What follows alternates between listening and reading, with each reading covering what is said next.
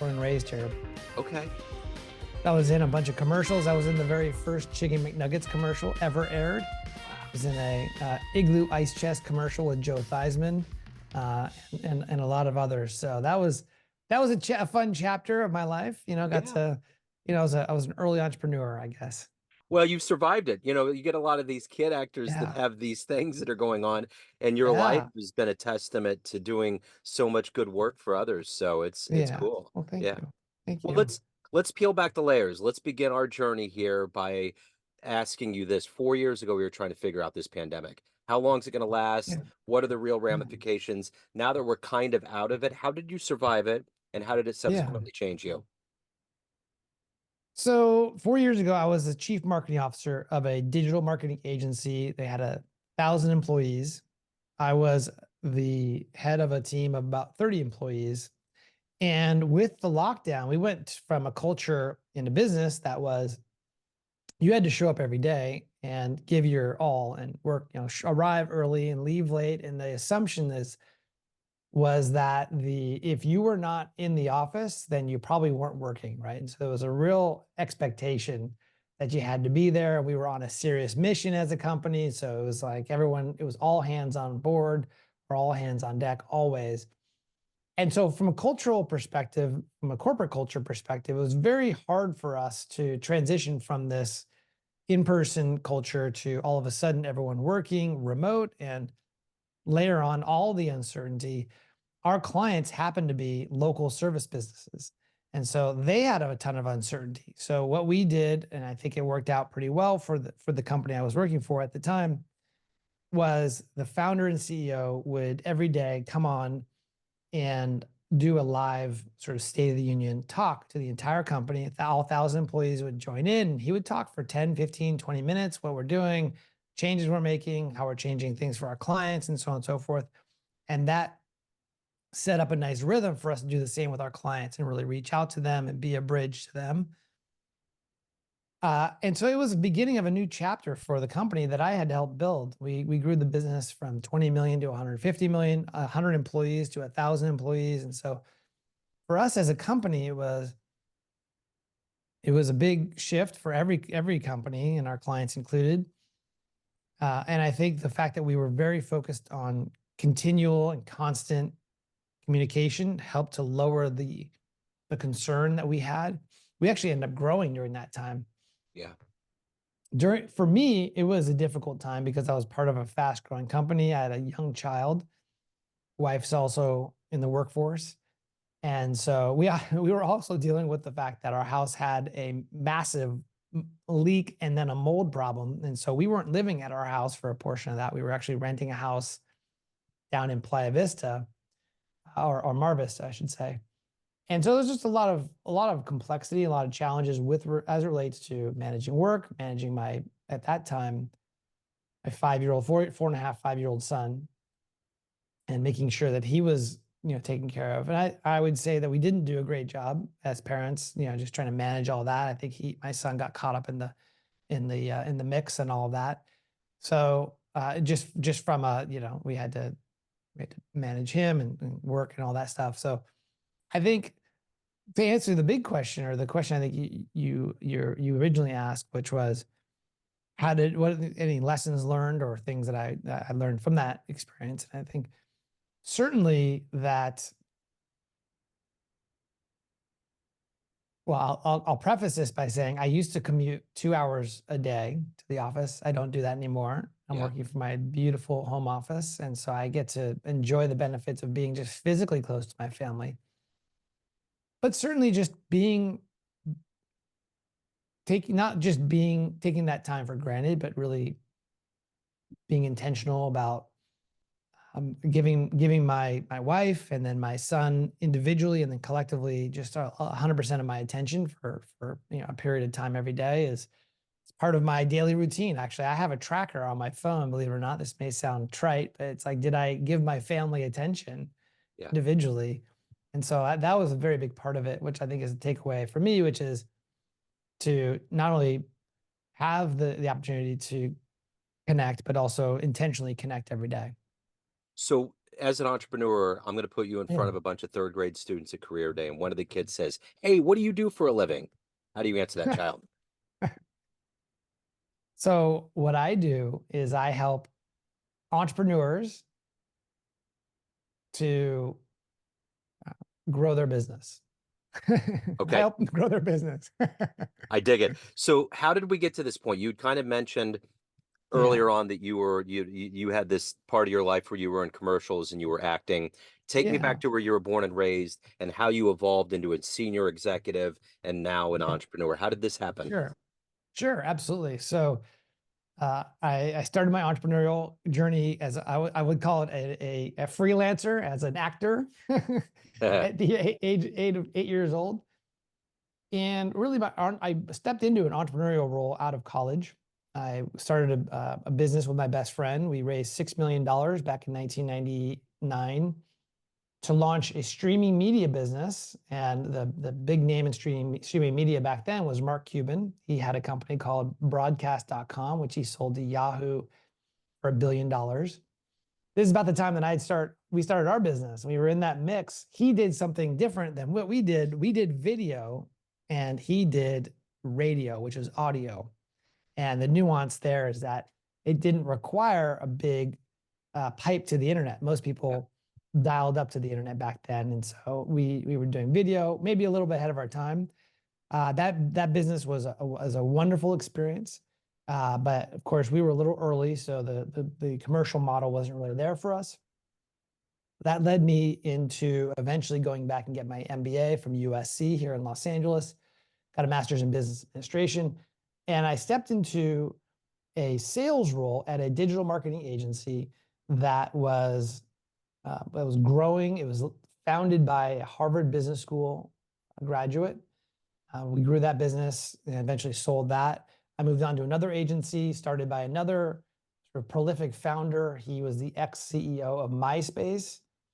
And in that role, I was also in a sales management. So I was in sales in the first agency and the second agency. And about after that experience, I had been in the agency space about 9.5, 10 years. And what I had learned in growing these agencies is that the way that you build a digital marketing agency was that you have a very charismatic founder who has a fantastic network, whether it's a Harvard Business School type of, Harvard network, which you have direct lines to the CEOs of the big Fortune 500 companies, or you came from a media background and you have a big Rolodex of big advertisers in the case of the ex-CEO of MySpace. I just believe that that's how you build an agency. Like you just have to have that network, and you work that network, you work those relationships. It wasn't until I was recruited to go work at a company called Scorpion, which is the company that my last in-house role, I was recruited to work with them as their chief marketing officer. This is the company I was mentioning. And what was different about them, it was that they were able to build and scale an agency to $20 million before I'd ever gotten there, based on the fact that they were specialists in serving attorneys. So what that looked like was you had a 6-person sales floor. You walk into that room and the floor is buzzing with phone calls and conversations, a lot of activity, a lot of energy. Of course, there was the beer fridge in the corner. It was a real big party atmosphere. And what would happen is these attorneys would have heard about Scorpion, call into the sales floor, and more often than not, there would be a one-call close, right? So call would come in, and at the end of that call, salesperson would sign them up for a 1-year contract, sometimes over a 6-figure contract on one call. And what I learned was that those attorneys never asked who the founder was. The growth wasn't based on the attorney's network. It was based on a specialization, right? The fact that Scorpion at the time, that the agency I worked for, was a specialist in serving attorneys and helping them to grow their law firm. And that's what they care about. They cared about working with a specialist, someone who understood their business at a deep level. And so when I arrived, as I mentioned, we were doing about 20 million. We scaled that to 150 million in 6 short years by taking that sort of the lightning in the bottle, which was the specialization in a vertical market. We opened up a second vertical market, which was home services, and then franchise, and then medical. It really helped to scale up that business, which we ended up raising $100 million from private equity, and it's still growing today. I stepped away actually at the end of 2021. I learned a lot, but it was time for me to move on. And I wanted to take my experiences in working as an entrepreneur or working closely with an entrepreneur on their team to help other agencies who maybe are struggling to get to that 1 million mark or to that 5 or 10 million mark uh, because they haven't figured out some of the core mechanics. And the specific problem that I solve for my agency clients is if they are a generalist and meaning they're serving businesses of all shapes and sizes and they're struggling to grow, what I can help them to do is identify a specific vertical or an industry to target and help them to grow based on that specialization. So, who's been kind of a hero for you? Who's been an inspiration for you? Yeah, it's a good question. I would say that one of my heroes, someone who's been sort of a father figure to me, is this gentleman by the name of Dr. Robert D. McDonald. He is a comes from the world of neuro-linguistic programming of all things, NLP, which is a technology about how the brain works and communication and therapy. And he was, I guess, a real father figure for me because he was someone who is very smart, looked after me in my college and beyond years. I learned a lot from him. I think I admired um, his compassion and his smarts. He's a very smart person and also a very compassionate human being. He's works with people and helping them to resolve trauma. So, So, if you could meet one person alive on the planet right now that you find fascinating, who would that be? Who would you love to meet and talk to? alive right now, I would love to talk to Elon Musk. Yeah, I've been listening to his book, or the book that Walter Isaacson wrote about him. yeah. I'm not sure if you've had a chance to listen to that I or haven't yet. yeah. Elon is wildly interesting to me because he lives the idea of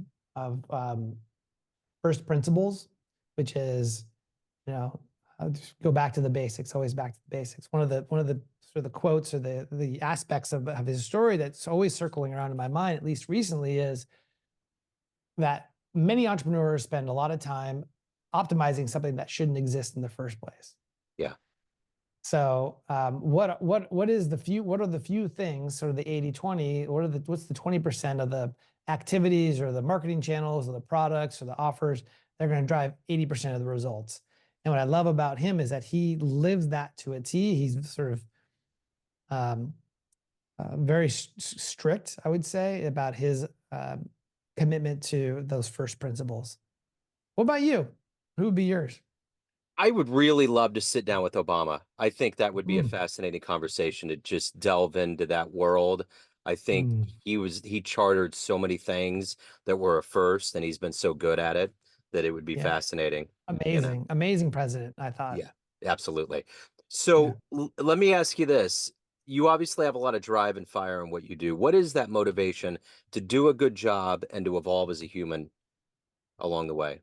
Yeah, I think that the key that you said right there, which is evolve as a human, the way I've heard about it is expanding, and I've always been committed to expanding my ability to help others by improving myself. So it's like I improve myself so I can help others on a more profound level. So I believe that I am the limit to my ability to help others is myself, and so the more that I can um, re-engineer or rethink limiting beliefs, first off being aware of my limiting beliefs and then trying to um, dispel or reframe those limiting beliefs, it gives me the ability to be more effective and more add more value to my clients. So, of all of the things that you've done so far in your life and Yeah. evolved into, what are you the proudest of? It's a good question. I would say that I'm most proud of the fact that it's that I am committed to my outcomes. And what I mean by that, like I recently wrote a book, and that was the outcome of a tremendous amount of effort and determination. I had, during that period of writing it, I had a health issue that came up. It was a pretty serious health issue that I made it through on the other side. But it's just this book is a testament to my commitment to doing big things, right? And that, to me, doing a book is a big thing. It's a good physical sort of manifestation of my commitment. And I'm more excited than I am now. I am excited, more excited now about my career than I ever have, because I feel like I am able to really make a bigger impact in people's lives than I ever have before. And that's really exciting to me. So you have been in a position where you have to give good advice to employees and to those around you. But I'm curious, Yeah. what's the best advice you've ever gotten? Okay.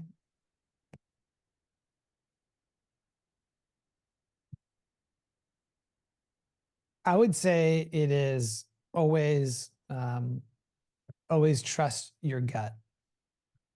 Yeah. And I've not always done that, but when I have, it's always worked. Yeah.